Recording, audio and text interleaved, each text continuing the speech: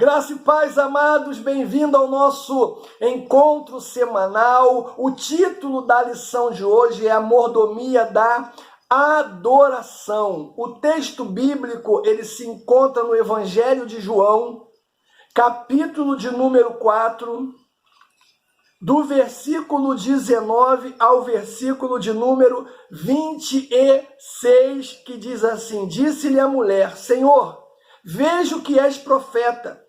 Nossos pais adoraram neste monte, vós dizeis que é em Jerusalém o lugar onde se deve adorar? Disse-lhe Jesus: Mulher, crê-me que a hora vem em que nem neste monte, nem em Jerusalém adorareis ao Pai. Vós adorais o que não sabes, nós adoramos o que sabemos, porque a salvação vem dos judeus. Mas a hora vem, e agora é, em que os verdadeiros adoradores adorarão o Pai em espírito e em verdade, porque o Pai procura tais que assim o adorem. Deus é espírito, importa que os que o adorem em espírito e em verdade. A mulher disse: Eu sei que o Messias, que se chama o Cristo, vem. Quando ele vier, nos anunciará tudo. Disse-lhe Jesus: Eu sou, eu falo contigo, palavra do Senhor. Meu irmão, nós temos três objetivos hoje. Primeiro é conceituar a palavra adoração. Segundo, é explicar como adorar a Deus. E terceiro é pontuar gestos e atitudes na adoração a Deus. Cara, o culto a Deus é o momento em que ele se encontra com o seu povo. Esse conceito ele tem fundamento no Antigo Testamento e é aprofundado por Jesus no Novo Testamento. Aqui, a verdadeira adoração a Deus se realiza em espírito e em verdade. Assim, amados, a adoração ao Pai está centrada na pessoa bendita de Jesus Cristo. E nesse sentido, não é o ritualismo, nem tampouco o simbolismo que pauta a adoração, mas a pessoa de Jesus. Sabe por quê?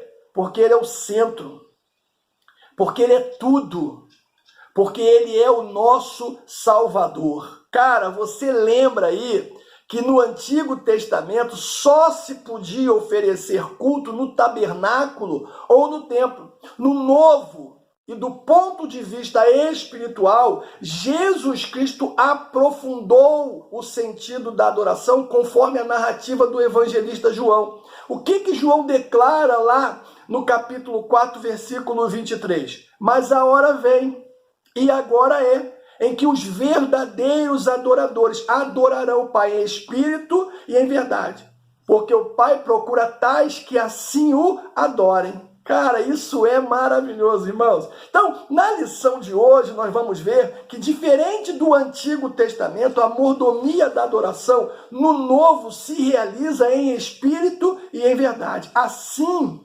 a adoração, volto a repetir, não está mais centrada no ritualismo, nem tampouco no simbolismo da antiga aliança, mas está centrada na pessoa de Jesus Cristo. A verdade, irmãos, vamos combinar?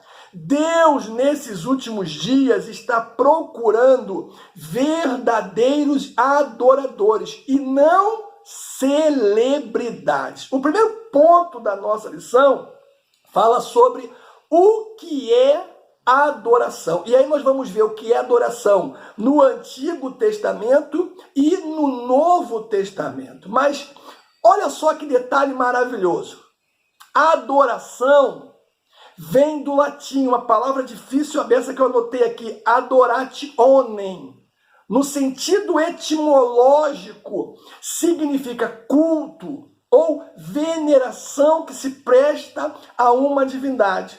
Para o cristão, adoração é a veneração elevada que se presta ao Deus único que subsiste em três pessoas distintas na Santíssima Trindade: Pai, Filho e Espírito Santo. Como é que era a adoração no Antigo Testamento? Bom, no Antigo Testamento, a palavra hebraica shaha, ela aparece mais ou menos aí umas 100 vezes e significa curvar-se diante ou prostrar-se diante de Deus. Há ainda a palavra abade, que traz o sentido de adorar, trabalhar ou servir a Deus. Dá uma olhadinha aí, segundo o livro dos Reis, capítulo de número 10, versículo 18 até o 23. E é justamente essa a perspectiva de adoração do Antigo Testamento, da Antiga Aliança. O livro de Êxodo vai revelar que Deus mandou Moisés, Arão, Nadab, Abiú e os 70 anciãos subirem ao monte e inclinarem-se de longe, como sinal de reverência à adoração ao Eterno. Êxodo 24, versículo 1. E no Novo Testamento? Bom, no Novo Testamento, o verbo grego, anotei aqui também, proscúnio, ele aparece 59 vezes, significa prostrar-se, ou adorar, ou prestar homenagem a alguém, ou venerar, ou ser reverente, ou beijar a mão. Há também outro verbo que eu anotei aqui, prosecunezar, que significa prostrar-se com sinal de reverência, prestar homenagem. E aí, meu amado, nesse sentido, a narrativa da adoração dos magos a Jesus fundamenta a perspectiva da adoração na nova aliança. Mateus, capítulo de número 2, versículo 2 diz, e perguntaram, onde está aquele que é nascido rei dos judeus? Porque vimos sua estrela no oriente e viemos adorá-lo. Aí o versículo 11 diz, e entrando na casa acharam um menino com Maria sua mãe e prostrando-se o adoraram. E abrindo seus tesouros lhe ofertaram dádivas, ouro, incenso e mirra. Mas nós também temos, outras palavras, relativas à adoração. No Novo Testamento, por exemplo, nós temos a palavra grega latreia, que tem o sentido de serviço, de adoração no culto. Dessa palavra vem o termo idolatria ou adoração a ídolos, uma prática condenada por Deus. Há também a palavra leiturgia ou liturgia, que na verdade significa serviço prestado em favor do povo. Atualmente, e você sabe disso também, a palavra liturgia ela se refere à forma de organização do culto e o seu desenvolvimento. Cada denominação cristã tem uma liturgia em que a adoração a Deus ela se destaca como a essência do culto. Pois bem, o que eu preciso pegar nesse primeiro ponto, irmãos, é que, com base no Antigo e no Novo Testamento, a adoração é a veneração elevada que se presta ao Deus único e Criador. Meu amado, olha, eu não sei se você percebeu, mas nós estamos conceituando a palavra adoração. O propósito da adoração é estabelecer ou dar expressão a um relacionamento entre a criatura e a divindade. A adoração é praticada prestando-se reverência e homenagem religiosa a Deus. De que forma? Em pensamentos, em sentimentos ou em ato. A adoração pura, escute isso, expressa a veneração sem alguma petição e pressupõe, na verdade, a autorrenúncia e a entrega sacrificial a Deus. Estritamente falando, a adoração é a ocupação da alma com o próprio Deus. E não inclui aí, meus irmãos, a oração por necessidade, nem tampouco a ação de graça pelas bênçãos recebidas. Então, no segundo tópico da nossa lição, nós vamos falar como adorar a Deus. Jesus ele deu aí uma dica sensacional nessa conversa que ele teve com a mulher. Porque após ouvir de modo atencioso e reverente à palavra de Jesus, a mulher samaritana ela ficou tão impressionada que ela reconheceu ele como profeta. Aí Jesus declarou nessa conversa duas coisas importantíssimas sobre a adoração. A primeira é onde se deve adorar a Deus. E segundo, é o lugar, como se deve adorar a Deus. Então vamos começar pensando onde adorar a Deus. Para a mulher samaritana, o lugar correto da adoração era o Monte de Samaria. Para os judeus era Jerusalém. Aí entra Jesus na história, né? Nosso Senhor revelando de maneira muito clara que chegaria um tempo em que o essencial da adoração não seria no lugar geográfico. Ele disse, olha, o que importa é que os adoradores adorem a Deus em espírito e em verdade. Aí nós temos, segundo aí, a atitude do adorador, porque além de adorar em espírito, meu irmão, o cristão deve adorar em verdade. João 4:24. Escute o que eu vou dizer aqui, no nome de Jesus. E não se escandalize. Nem todo hino, ou cântico, ou apresentação musical é adoração a Deus.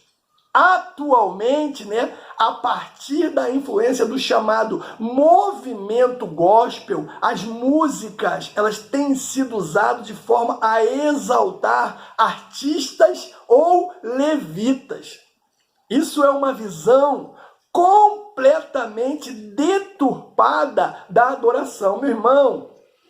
Multidões se ajuntam em templos, multidões se ajuntam em estádios, multidões se ajuntam em praças públicas para assistirem show gospel, onde, na verdade, a humildade e a contrição estão longe do propósito original da adoração. Ora, meu irmão, a verdadeira adoração disse Jesus, não fui eu, em espírito e em verdade. E tudo isso para a glória de Deus e não do homem. Por quê? Somente Ele é o centro da adoração. E ainda dentro aí desse segundo tópico, né, como adorar a Deus, nós temos que levar em consideração a questão do culto racional.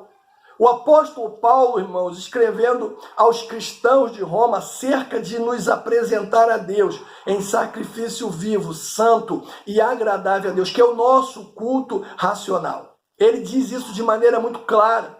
O culto racional, ele significa cultuar a Deus com razão de ser, motivados espiritualmente, portadores de uma sinceridade profunda. Paulo falando aos Coríntios, na primeira carta, capítulo 6, versículo 20, o que ele diz? Glorificai, pois, a Deus no vosso corpo, no vosso espírito, aos quais pertencem a Deus. Cara, o objetivo, ei, meu irmão, acorda, o objetivo do culto racional é, Romanos 12:2, para que experimenteis qual seja a boa, agradável e perfeita vontade de Deus. Cara, deixa eu te dizer algo aqui no nome de Jesus, algo muito sério. A verdadeira adoração não tem a ver necessariamente com canções, instrumentos musicais, grupos musicais ou até mesmo corais. A essência da adoração é uma vida inteiramente ligada a Deus. É ter uma relação, meu irmão, íntima com Ele. É falar, é pensar, é agir, é cantar, é viver em total sintonia com a sua vontade e a sua palavra. É o que ele diz em Samuel capítulo 15, 22. Porém Samuel disse, tem porventura o Senhor tanto prazer em holocausto e sacrifício como em que se obedeça a palavra do Senhor, eis que obedecer é melhor do que sacrificar, e o atender melhor do que a gordura de carneiro. Está aí. A adoração, meu irmão, é viver com Ele, é viver por Ele, é viver para Ele, é em tudo glorificá-lo, é ter o desejo constante de agradá-lo, de fazê-lo sorrir, de exalar um cheiro suave e agradável ao Senhor em todo o tempo, não apenas somente quando estamos no altar pregando, ou quando se está dançando, ou quando se está tocando, ou quando se está louvando a Deus. Não, é em todo tempo, meu irmão, todo tempo. É ser amante de Cristo, é amá-lo pelo que Ele é e não apenas pelo que Ele pode fazer. A adoração não está presa a rituais, nem fórmulas, nem expressões estereotipadas ou pré-determinadas pelo tempo, estilo pessoal ou espaço. A adoração deve envolver todo o nosso coração, toda a nossa alma, todo o nosso entendimento e toda a nossa força, como diz Mateus 22:37. Ah, meu irmão, isso sim é adorar a Deus. E podemos adorar em todos os lugares, né? Porque se é em espírito e verdade, imagina. Então, se você está no seu trabalho, você pode ali estar adorando a Deus, sem perder, é claro, ali o ritmo do trabalho. Se você está no ônibus, você pode adorar a Deus, porque é em espírito e verdade. Se você está na faculdade, você pode adorar a Deus, porque é em espírito e verdade. Aonde você estiver, você pode adorar a Deus. Aí nós entramos no terceiro ponto: gestos e atitudes na adoração. Eu não poderia começar de forma diferente sem falar de ajoelhar-se e prostrar-se, porque são gestos de profunda reverência diante de Deus. Que diga Salomão, né, na inauguração do templo em Jerusalém, diante, meu irmão, de todo o povo, pôs-se de joelho e adorou ao Senhor. Ah, meu amado, e olha que ele era o rei, hein?